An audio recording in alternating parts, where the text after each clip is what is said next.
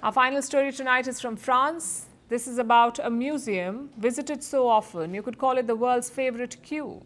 It is called the Louvre. It is home to the Mona Lisa. The Louvre has seen kings come and go. It has survived revolutions as well as 2 world wars. But 2025? Well, that is turning out to be a different kind of battle. This year, the Louvre has been making headlines for all the wrong reasons. First came a jewel heist straight out of a film. Then came a water leak straight out of a maintenance nightmare. And if that was not enough, the Louvre has also been named one of the most mispronounced words of 2025. Meanwhile, unions are also threatening to shut the museum down. So the question is, how does the world's most visited museum keep its treasures safe when its own building keeps breaking down? Here's a report. The Louvre has survived revolutions, wars, and Napoleon. But 2025? That's proving trickier. And every month seems determined to add a new chapter to the chaos. It began with a robbery that sounded like fiction. A ladder truck pulled up outside the museum in October. 4 thieves climbed to a window of the Apollo Gallery. 2 cases were shattered and 9 royal jewels were taken. Within 7 minutes, the thieves were gone. Police later put the value of the jewels stolen to around $102 million. None of the pieces have been recovered so far, despite multiple arrests. And the heist exposed what auditors later called outdated and inadequate security systems. But the thieves were just the beginning. Weeks later, the Louvre found itself battling a different enemy entirely. This one was quieter, more mundane, and somehow just as revealing.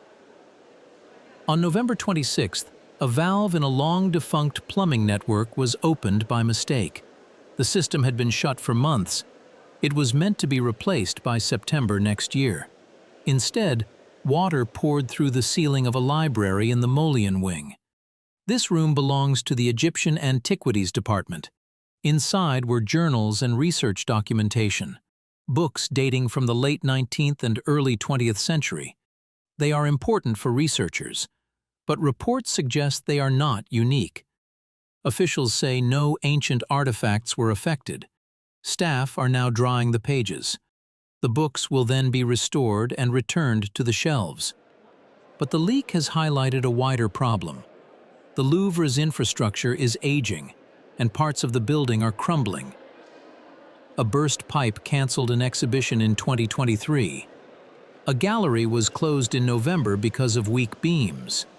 An internal memo reportedly described structural damage everywhere. And water once leaked close to a 13th century Cimabue painting. It's the kind of threat you can't chase down or arrest. Just watch and hope the ceiling holds. The museum is now trying to raise money for repairs. From January, ticket prices for most visitors from outside the European Economic Area will rise by 45%. The Louvre received nearly 9 million visitors last year, with the majority coming from abroad.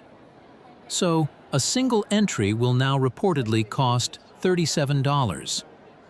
Reports say the Louvre expects to raise $17 million to $23 million a year. These are funds that will go towards modernization and structural upgrades. But inside the museum, pressure is also building. 3 unions have called for a rolling strike from December 15th. Unions point to chronic understaffing and frequent technical failures.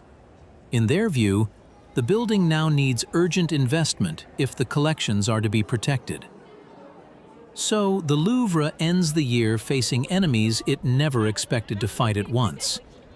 Thieves who can reach its windows with a ladder, and leaking pipes, weak beams, and aging systems behind its walls. So how do you protect the world's greatest treasures when the building itself feels far from safe?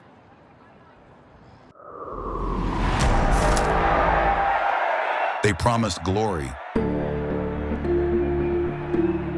They delivered fear. They shaped nations. They scar generations. From brutal purges to propaganda machines, from stolen power to violent falls from the throne. Welcome to The Dictator, a series that strips away the myth and then exposes the men behind the tyranny. History remembers their power. Firstpost reveals their truth.